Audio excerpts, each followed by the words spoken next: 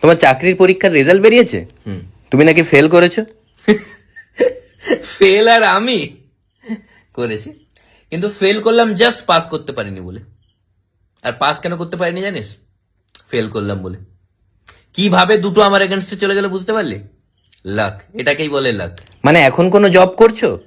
Job বলতে দেখ, তুই তো জানিস মানে আমি চাইলেই যে কোনো জব করতে পারি, মানে যে জবটা চাইবো চাইলেই করতে পারি, কিন্তু পাচ্ছি না।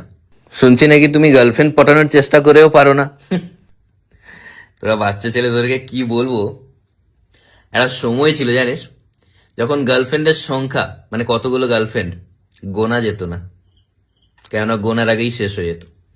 তারপর একটা সিচুয়েশন এলো যখন মেয়েরা ওয়েট করতে পারতো না যে আমি গিয়ে ওদেরকে প্রপোজ করব, তারপরে ওরা হ্যাঁ বলবে, ওরা এত ওয়েট করতে পারতো না, প্রপোজ করার আগে না বলে দিত। তোমার মুখ দেখে? অবশ্যই আমার মুখ দেখে, কিন্তু তারপর একটা জেদ যে আমি নিজেকে কেন এমন বানাচ্ছি না যে আমি মেয়েকে